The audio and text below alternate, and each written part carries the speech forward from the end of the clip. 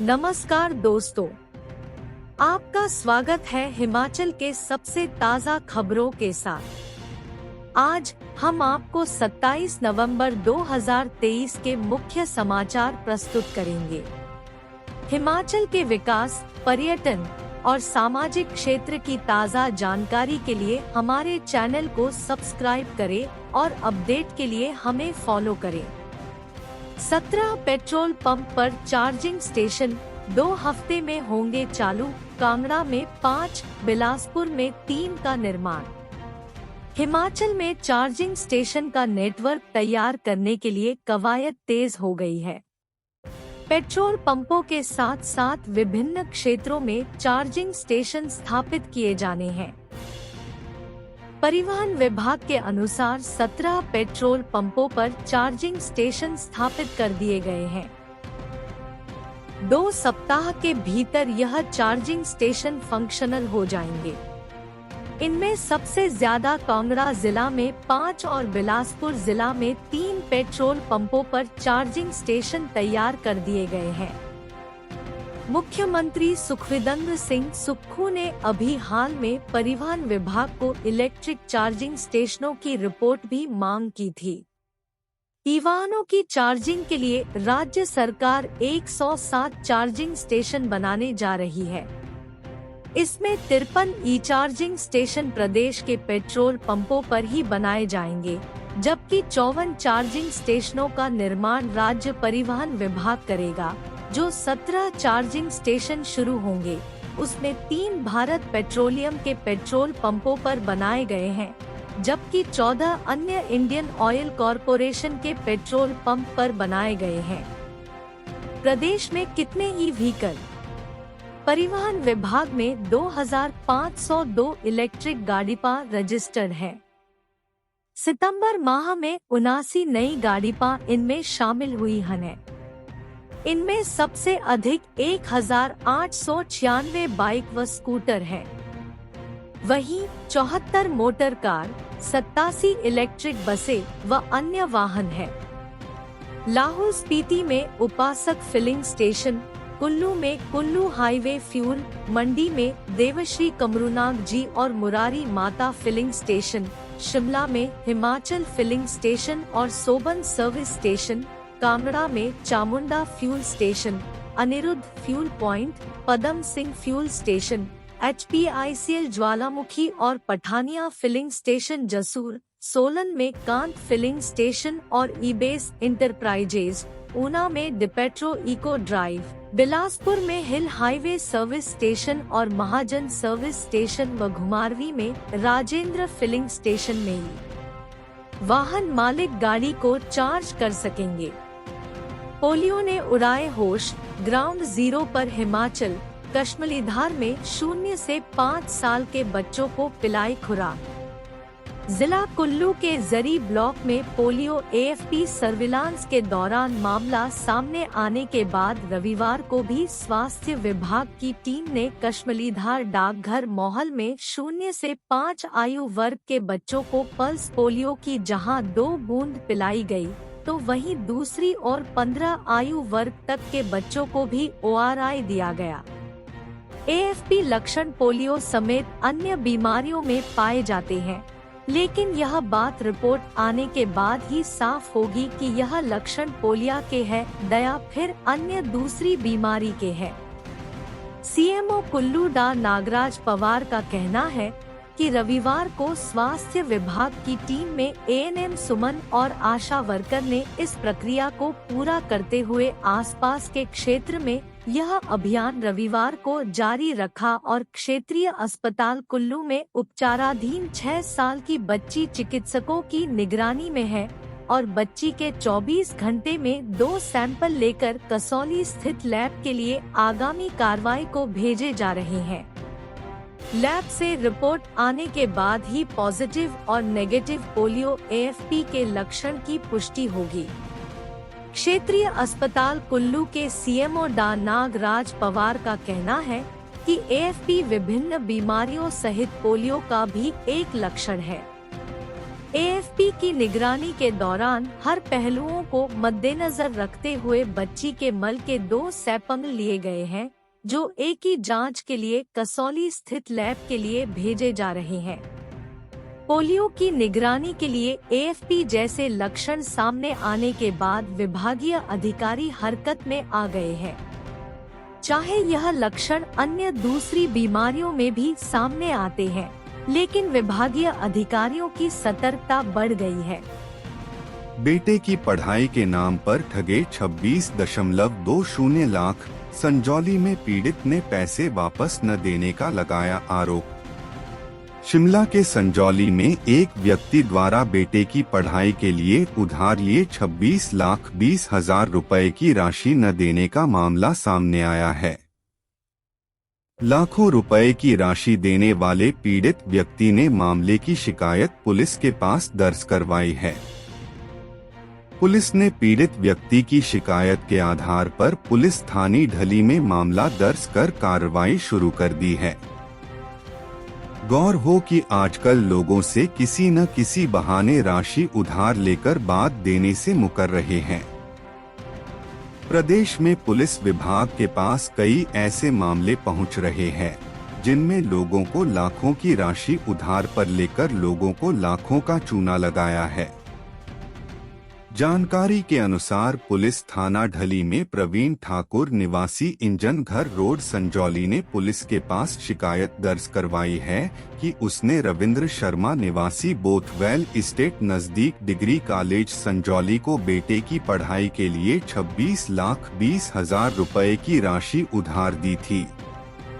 शिकायतकर्ता का आरोप है कि रविंद्र शर्मा अब उधार दी हुई राशि वापस देने से टाइम टोल कर रहा है।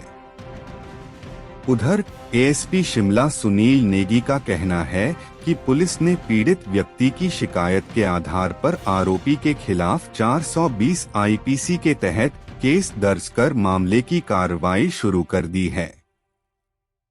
घालूवाल गोलीकांड में 7वीं गिरफ्तारी, गोलियां देने वाला कब्जे में, कोर्ट ने 3 दिन के रिमांड पर भेजा। घालूवाल गोलीकांड मामले में शामिल 7वें आरोपी को पंजाब के होशियारपुर से गिरफ्तार किया है। आरोपी की पहचान 23 वर्षीय ताशु निवासी आदमबाग रोड वैली हाट कॉलोनी होशियारपुर पंजाब के रूप में हुई है। आरोपी ने इस गोलीकांड की वारदात में प्रयोग करने के लिए 10 राउंड व एक पिस्टल उपलब्ध करवाई थी, जिसे आरोपियों ने वारदात को अंजाम देने के लिए प्रयोग में लाया था।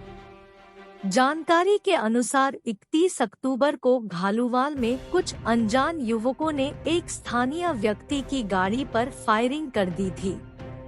इस घटनाक्रम में हरोली के सलोह निवासी हरप्रीत सिंह से पंजाब की जेल में बंद कैदी मणि राणा ने फोन करके 11 लाख रुपए की फिरौती मांगी थी। उक्त घटना में हिमाचल का एक आरोपी वंश रायजादा 29 अक्टूबर को होशियारपुर से 10 राउंड लेकर आया था, जिस युवक ने वंश को 10 राउंड दिए थे। पुलिस ने उसकी पहचान करने के लिए कई दिन तक होशियारपुर के चक्कर काटे व लगातार पुलिस कैमरे चेक करते करते युवक की पहचान करने में सफल हुई। होशियारपुर के बुल्लाबाड़ी चौक पर गोलीकांड मामले के 7वें आरोपी ताशु ने वंश रायजादा को 10 गोलियां दी थी। आरोपी को रविवार को अदालत में पेश कर 3 दिन का रिमांड पर लिया गया है। हरोली पुलिस अब आरोपी से पूछताछ में जुटी है। अब पुलिस मुख्य नामजद आरोपी मणि राणा की कस्टडी ट्रांसफर की तैयारी कर रही है, जो उक्त अपराधी पहले ही लुधियाना जेल में बंद है। पुलिस थाना हरोली के थाना प्रभारी सुनील सांख्या ने बताया कि 25 नवंबर दिन शनिवार को ताशु सिद्धू को होशियारपुर से गिरफ्तार किया गया है व 3 दिन के पुलिस रिमांड में आरोपी से कड़ाई से पूछताछ की जा रही है। पुलिस कस्टडी में आरोपी गोलीकांड मामले में गिरफ्तार किए 6 आरोपियों में सुमित जसवाल निवासी सलो हरोली, वंश रायजादा निवासी धर्मपुर हरोली को हरोली, लखविंद्र सिंह निवासी लोअर बडेड़ा अंबाला से, सतविंद्र निवासी गढ़शंकर को मौरावली से, मुख्य शूटर लवदीश संधू निवासी नेहरू कपूरथला को फगवाड़ा से व लवप्रीत निवासी काला संध्या आलमगढ़ जिला कपूरथला के पास से गिरफ्तार किया था। रशियन जोड़े ने तंहाली में गले लगाई मौत, पुलिस को युवक युवती के पास मिले महज 120 रुपए। मणिकर्ण घाटी के गड़ी नाला में मृत मिले रशियन युवक युवती बहुत ही बदहाली के दौर में रह रहे थे। उनके पास से पुलिस को मात्र 120 रुपए मिले, जबकि जिस कमरे में दोनों रह रहे थे उसकी हालत गौशाला से भी बदतर थी और उस कमरे का किराया मात्र 200 रुपए महीना किया था।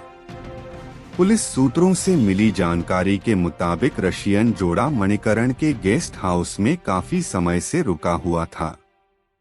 यह भी बताया गया कि उससे पहले यह जोड़ा इलाके के ग्रामीण क्षेत्र में खाली पड़ी एक गौशाला में काफी समय तक रुका रहा। गेस्ट हाउस के उसे कमरे की स्थिति बेहद ही खराब थी। जांच में यह भी पता चला कि दोनों युवक व युवती सुबह के समय केवल एक पराठा आधा आधा करके खाया करते थे और उसके बाद वह दिन भर के लिए कहीं निकल जाया करते थे। इसके अलावा वह कुछ भी नहीं खाया करते थे। स्थानीय लोगों ने दोनों को हर वक्त केवल कंबल ओढ़ ही देखा। दोनों कंबल ओढ़कर सुबह निकल जाया करते थे और शाम को वापस आते थे। पैसों के नाम पर उनके पास से पुलिस को केवल 120 रुपए मात्र मिले हैं। कपड़ों के नाम पर भी उनके पास नाम मात्र के ही कपड़े बरामद हुए हैं, जबकि उनके आवागमन के सभी दस्तावेज वैध पाए गए हैं। पुलिस की माने तो यह रशियन जोड़ा बेहद तन्हाली के दौर में रह रहा था। उनके पास न तो खाने के लिए पर्याप्त पैसे थे, न ही रहने के लिए बेहतर कमरा और न ही बेहतर कपड़े आदि थे, जिससे अनुमान लगाया जा रहा है कि तन्हाली के दौर से गुजरते हुए इस रशियन जोड़े ने दूसरे देश में आकर आत्महत्या को ही अपनी मुक्ति का मार्ग बनाया। हालांकि इस मामले को लेकर पुलिस जांच कर रही है। अभी पोस्टमार्टम रिपोर्ट का खुलासा नहीं हो पाया है। वीआईपी नंबर भी बेचेगी सरकार, उप मुख्यमंत्री अग्निहोत्री बोले। 4 दिसंबर से एक नंबर की नीलामी। गाड़ीपो में वीआईपी नंबर का शौक रखने वाले लोगों के लिए सरकार पॉलिसी लाई है। अब कोई भी व्यक्ति वीआईपी एक नंबर ले सकेगा, जबकि इससे पहले ऐसे वीआईपी नंबर केवल सरकारी गाड़ीपों पर ही देखे जा सकते थे। प्रदेश सरकार अब वीआईपी एक नंबर आम जनता के लिए उपलब्ध करवा रही है। इसके लिए सरकार 4 दिसंबर से नीलामी करेगी। वीआईपी नंबर का बेस मूल्य 5 लाख रुपए रखा गया है। प्रदेश सरकार ने पहले चरण में ही वीआईपी नंबरों की नीलामी से नंबरों के शौकीनों से 8.37 करोड़ रुपए कमाए हैं। रविवार को जारी प्रेस बयान में उप मुख्यमंत्री मुकेश अग्निहोत्री ने कहा कि प्रदेश सरकार परिवहन विभाग से 1000 करोड़ रुपए का राजस्व अर्जित करेगी। इसके लिए अधिकारियों को निर्देश जारी कर दिए गए हैं। यह लक्ष्य परिवहन विभाग में रिकॉर्ड तोड़ राजस्व अर्जित करने का होगा। उन्होंने कहा कि सरकारी गाड़ीपों पर एक नंबर लगाया जाता था, जिसे अब आम जनता के लिए खोला जा रहा है। पारदर्शिता के साथ यह नीलामी हो रही है। इससे सरकार को राजस्व अर्जित होगा। उन्होंने कहा कि सोमवार से शनिवार तक नीलामी के लिए पंजीकरण करवाया जा सकता है। रविवार को बोली होगी। सबसे अधिक बोली लगाने वाले को शाम 5 बजे तक नंबर अलॉट कर दिया जाएगा। उन्होंने कहा कि सरकार ने ऐतिहासिक फैसला लेते हुए ट्रक ऑपरेटरों की मांग के अनुसार पेंडिंग टैक्स पर ब्याज व पेनल्टी को माफ कर दिया है। ट्रक ऑपरेटर 1 दिसंबर से 31 मार्च तक आरटीओ कार्यालय में अपना बकाया टैक्स जमा करवा सकते हैं। उन्होंने कहा कि रेवेन्यू अर्जित करने में कोई कोताही सहन नहीं जाएगी। ई टैक्सी को 67 आवेदन। मुकेश अग्निहोत्री ने कहा कि स्वरोजगार के लिए सरकार ने ई टैक्सी योजना शुरू की है। इसके तहत 500 परमिट जारी किए जाएंगे। विभाग की वेबसाइट पर जाकर 23 वर्ष से अधिक आयु के युवा विभाग की साइट पर जाकर अप्लाई कर सकते हैं। युवाओं के पास वाहन लाइसेंस होना अनिवार्य है। इसके लिए उन्होंने कहा कि इसके लिए 20 दिसंबर अंतिम तिथि रखी गई है। अभी तक 67 युवाओं ने ई टैक्सी के लिए आवेदन किया है। उन्होंने कहा कि यह योजना परिवहन विभाग लाया है, इसे रोजगार विभाग लागू करेगा। युवाओं को 60% सब्सिडी दी जाएगी। 4 साल तक उनकी गाड़ी सरकारी विभागों में लगाई जाएगी। सरकारी गाड़ियों की खरीद को बढ़ावा नहीं देंगे। 234 बस रूटों को आवेदन। डिप्टी सीएम ने कहा कि सरकार 234 चिन्हित रूटों पर नए बस परमिट जारी करने जा रही है। इसके लिए 10 दिसंबर तक रूट के अनुसार युवा ट्रांसपोर्टर अप्लाई कर सकते हैं। उन्होंने कहा कि अभी तक 67 आवेदन आए हैं। इंटरनेशनल लाइसेंस बनेंगे। उप मुख्यमंत्री मुकेश अग्निहोत्री ने कहा कि सरकार ने अंतर्राष्ट्रीय ड्राइविंग लाइसेंस बनाने को मंजूरी प्रदान की है। इच्छुक व्यक्ति औपचारिकताएं पूरी करने के बाद एसडीएम कार्यालयों में अंतर्राष्ट्रीय लाइसेंस बनवा सकते हैं। इसके अलावा उप मुख्यमंत्री मुकेश अग्निहोत्री ने कहा कि आने वाले महीने में विभाग का फोक स्क्रैपिंग पॉलिसी व ऑटोमेटिक टेस्टिंग स्टेशन स्थापित करने की पॉलिसी पर रहेगा। 15 साल पुरानी हो चुकी गाड़ी स्क्रैपिंग पॉलिसी के तहत नष्ट की जा सकेगी। स्क्रैपिंग उद्योग स्थापित हो पाएंगे। वहीं कॉमर्शियल वाहनों टेस्टिंग करने के ऑटोमेटिक टेस्टिंग किए जाएंगे। हर जिला में 2 से 3 स्टेशन बनाए जाएंगे। सड़कों पुलों की बदहाली पर बिफरे कारोबारी, बैठक में उद्योगपतियों को पेश आ रही समस्याओं पर चर्चा। गिग संस्था लघु उद्योग संघ की मासिक बैठक प्रदेशाध्यक्ष अशोक राणा की अध्यक्षता में हुई। इसमें संगठन को मजबूत बनाने के साथ आगामी रणनीति पर चर्चा की गई।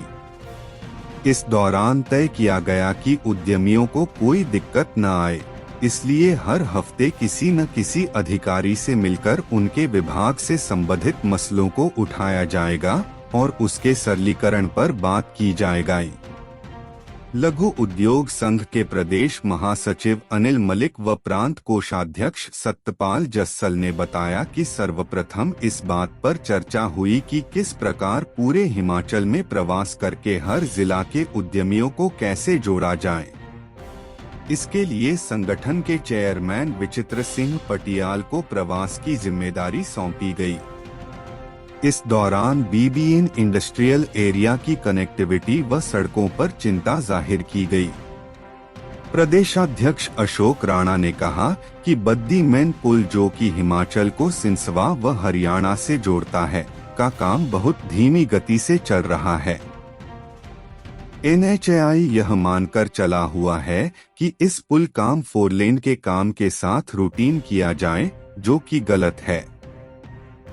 विभाग को इस पुल को दिसंबर की बरसात से पहले युद्ध स्तर पर काम करके शुरू करना चाहिए।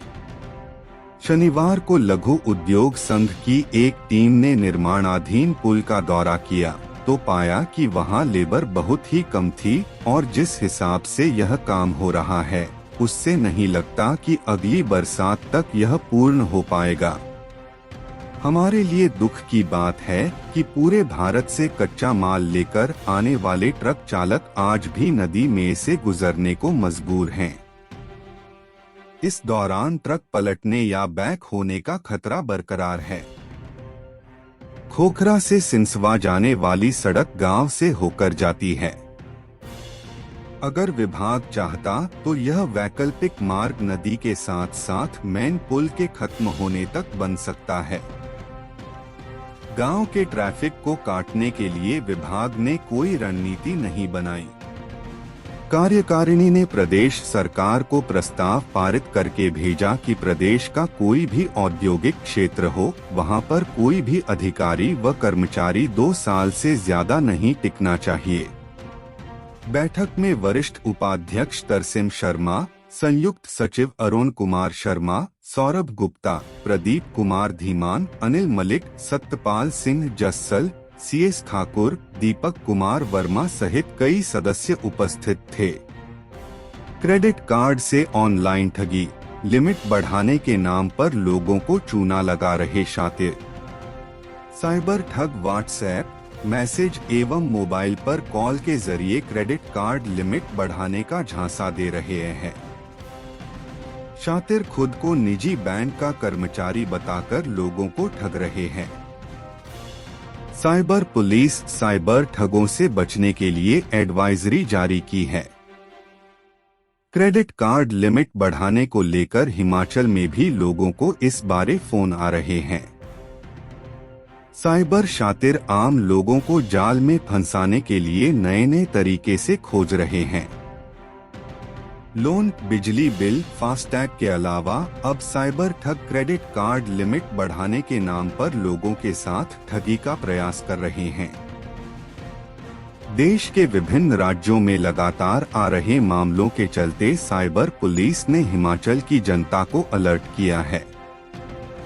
साइबर पुलिस का मानना है कि हिमाचल में भी लोगों को इस बारे फोन आ रहे हैं। शातिर ठग सबसे पहले व्हाट्सएप मैसेज या मोबाइल पर कॉल के माध्यम से क्रेडिट कार्ड लिमिट बढ़ाने की बात कहते हैं। इसके तहत शातिर अपने आप को निजी बैंक का कर्मचारी बताते हैं। शातिर इन सभी बातों से लोगों को विश्वास में ले लेते हैं। उसके बाद शातिर क्रेडिट कार्ड लिमिट बढ़ाने की बात करते हैं। इसको लेकर OTP शेयर करने को कहा जाता है। व्यक्ति OTP शेयर करते ही उसके क्रेडिट कार्ड का विवरण शातिर प्राप्त कर लेते हैं और कुछ ही देर में क्रेडिट कार्ड से पैसा निकाल लिया जाता है। SP cyber crime Rohit Malpani का कहना है कि साइबर ठग लोगों को अपने जाल में फंसाने के लिए आए दिन नए नए तरीके अपना रहे हैं। उन्होंने कहा कि ऐसे में लोगों को जागरूक रहने की जरूरत है। SP ने कहा कि किसी से भी अपना OTP नंबर को शेयर न करें। इसके अलावा अपने बैंक खाते सहित निजी जानकारी किसी से भी साझा न करें। आउटलुक मैगजीन के कवर पेज पर छाए रेहन के सुमंतवीर कपूर। कस्बा रेहन के उद्यमी सुमंतवीर कपूर, जो कि Samarveer biotech private limited Indora Haled के मालिक हैं, को अपने बेहतर हर्बल उत्पादों ने लिए इंडस्ट्री आउटलुक के कवर पेज पर स्थान मिला है। उन्हें समरवीर बायोटेक को बेहतर हेल्थ एंड वेलनेस के लिए इंडस्ट्री आउटलुक मैगजीन ने टॉप 10 में जगह दी है।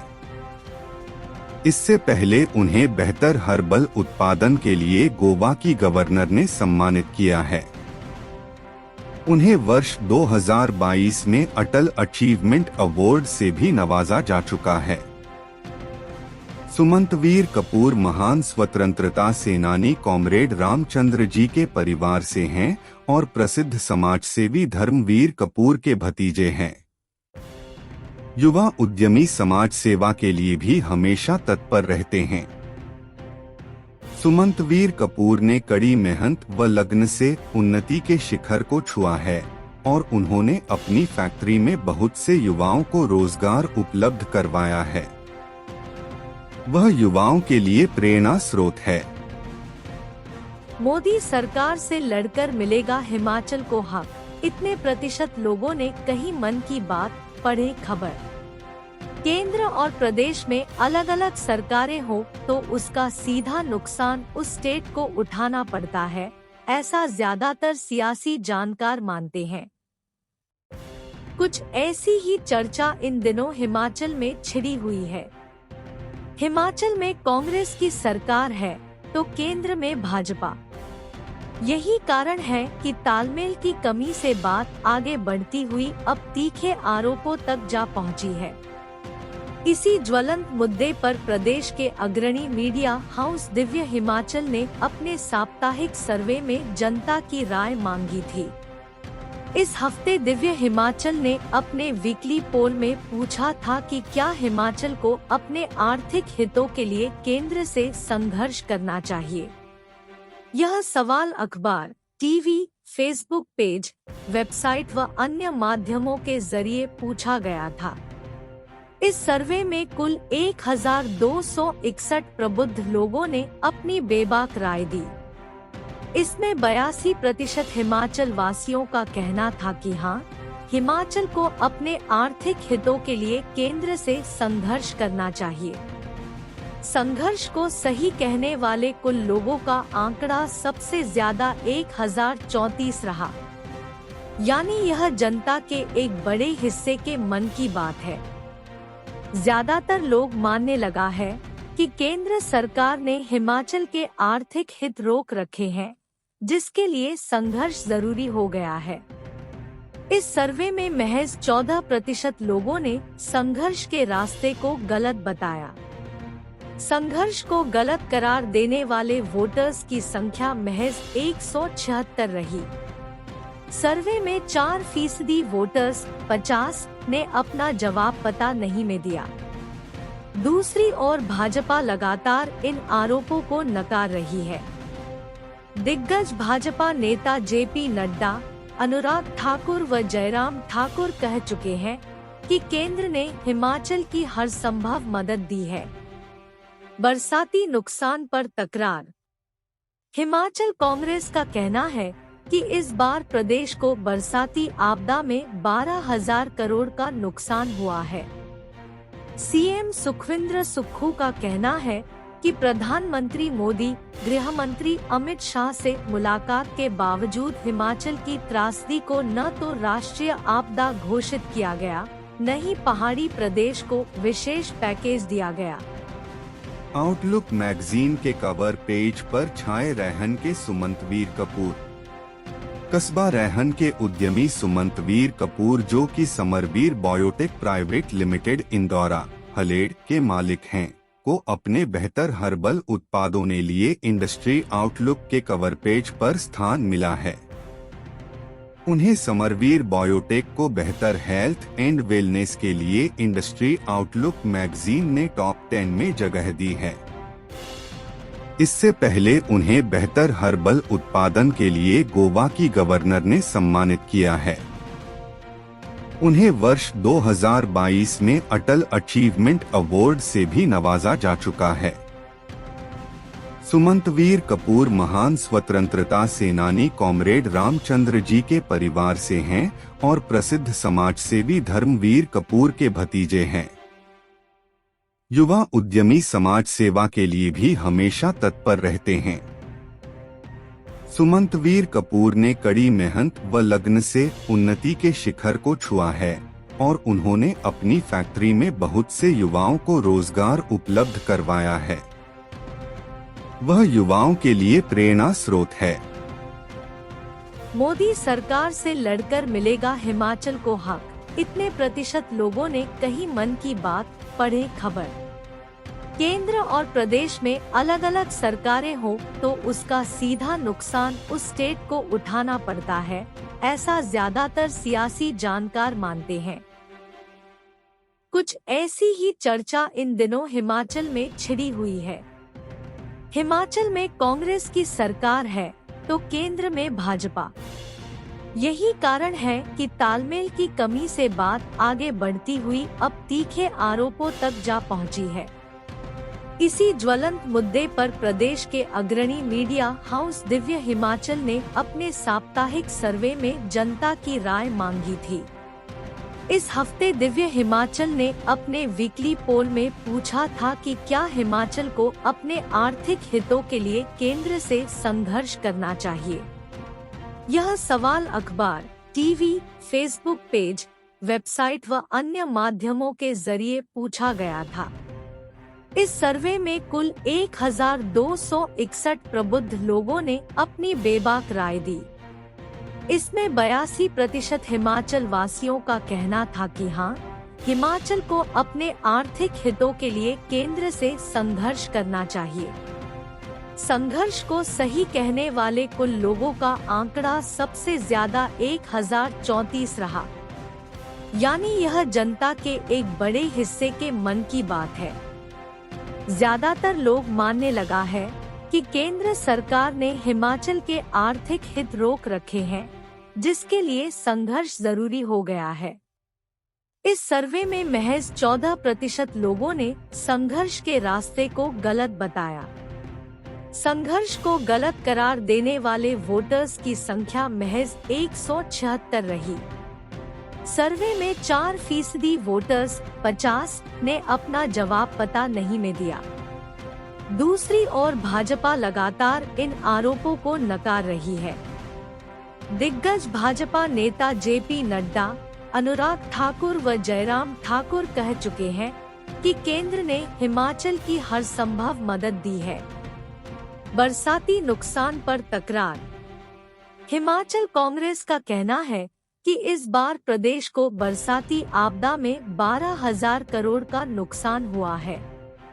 सीएम सुखविंदर सुक्खू का कहना है कि प्रधानमंत्री मोदी, गृह मंत्री अमित शाह से मुलाकात के बावजूद हिमाचल की त्रासदी को न तो राष्ट्रीय आपदा घोषित किया गया, न ही पहाड़ी प्रदेश को विशेष पैकेज दिया गया।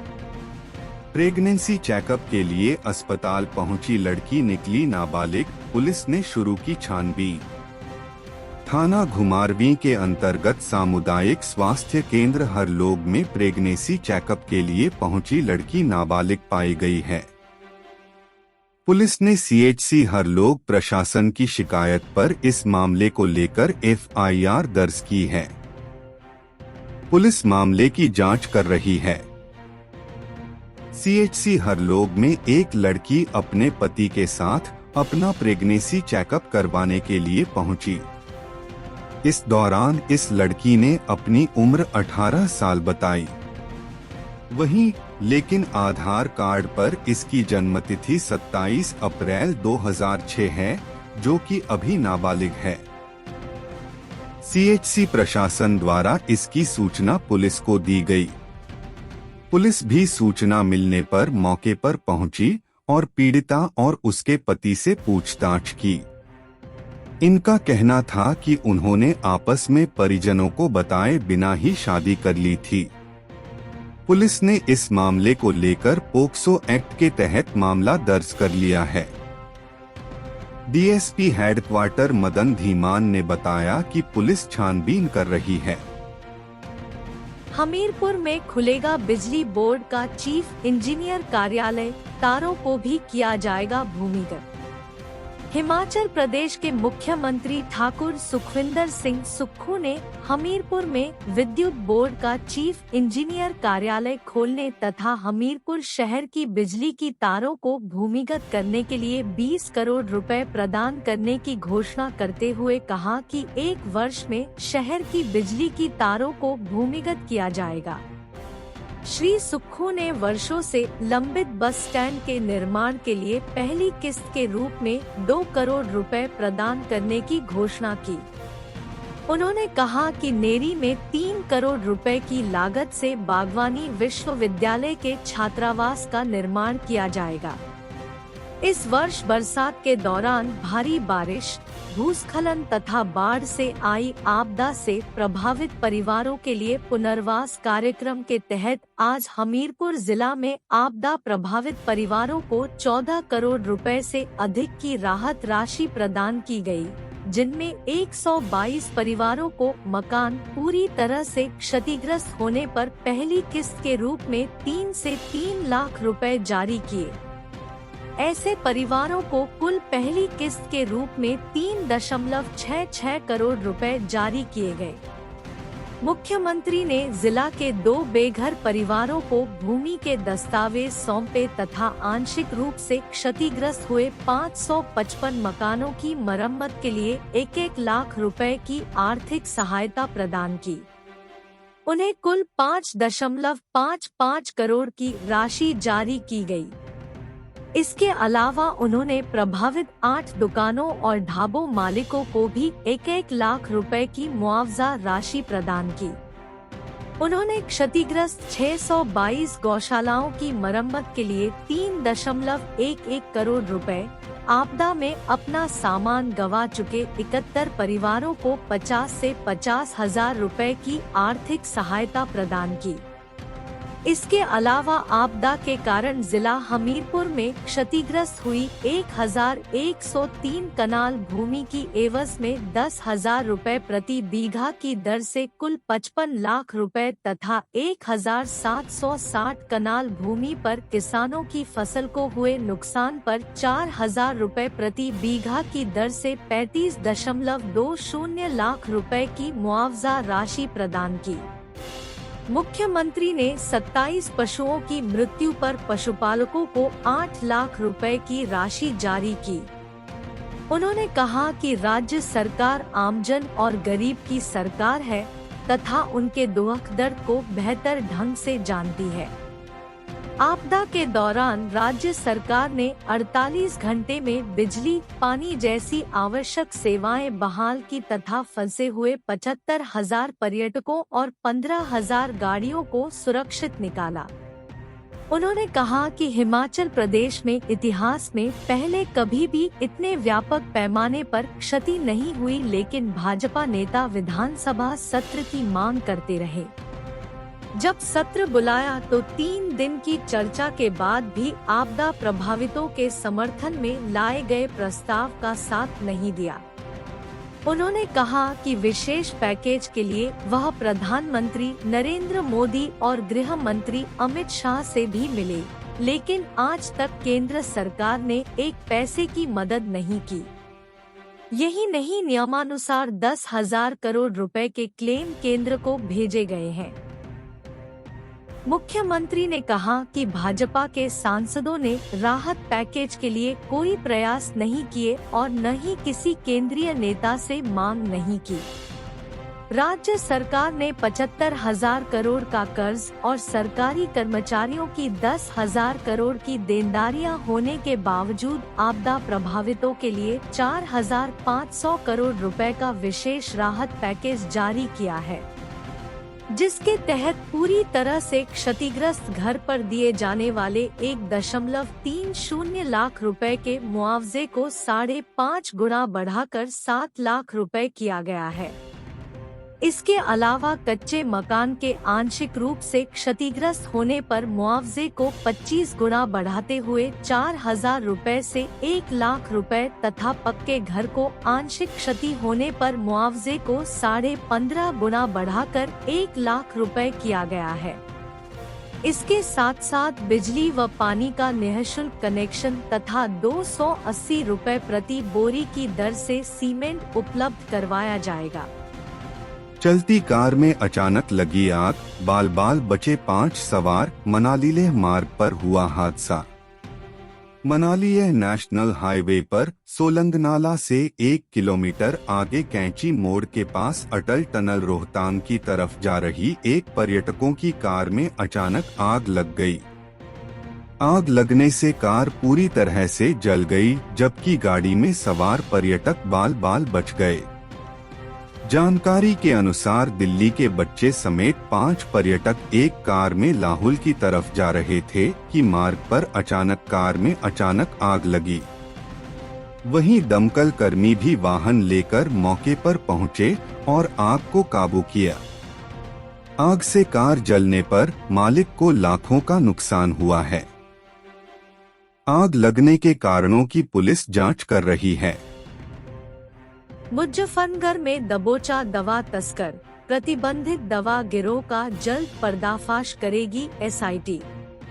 बहुचर्चित प्रतिबंधित दवा तस्करी प्रकरण की जांच कर रही स्टेट सीआईडी की एसआईटी को इस मामले में एक और सफलता हाथ लगी है।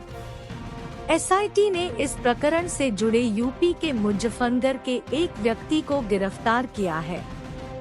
एसआईटी ने उसे अम्ब न्यायालय में पेश कर उसका 3 दिन का पुलिस रिमांड हासिल कर लिया है। इस प्रकरण में अभी और गिरफ्तारियां भी हो सकती है, जिस लिहाज से प्रतिबंधित दवा तस्करी का यह मामला कई राज्यों में फैला हुआ है, उसे देखते हुए लग रहा है कि एसआईटी इस रैकेट को चलाने वाले एक बड़े गिरोह का पर्दाफाश कर सकती है।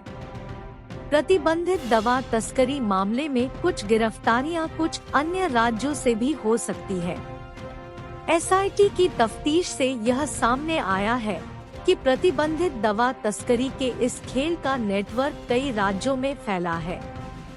इस रैकेट को एक गिरोह संचालित कर रहा है। अब यूपी के मुजफ्फरनगर से पुलिस ने मोहम्मद सिराज नाम के एक व्यक्ति को गिरफ्तार किया है। एसआईटी का दावा है कि मोहम्मद सिराज भी इस रैकेट से जुड़ा हुआ है। कुछ और लोग भी एसआईटी की राडार पर है। इस मामले के मुख्य आरोपी वीरेंद्र बिंदु ने भी उच्च न्यायालय में जमानत याचिका दायर कर दी है, जिस पर 30 नवंबर को सुनवाई होगी। स्टेट सीआईडी के डीएसपी शक्ति सिंह ने बताया कि मुजफ्फरनगर से एक व्यक्ति को गिरफ्तार किया गया है, जिसका 3 दिन का पुलिस रिमांड हासिल किया है। हम अपने राज्य के विकास में योगदान देने में गर्व महसूस करते हैं और हमें उम्मीद है कि आने वाले दिनों में हमें और भी अच्छी खबरें मिलेंगी। इन खबरों को अधिक लोगों तक पहुंचाने के लिए कृपया हमारा कंटेंट साझा करें, हमारे चैनल को सब्सक्राइब करें और अपडेट के लिए हमें फॉलो करें।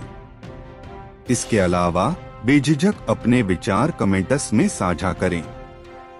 आपका सहयोग हमें और भी बेहतर काम करने में मदद करेगा। धन्यवाद।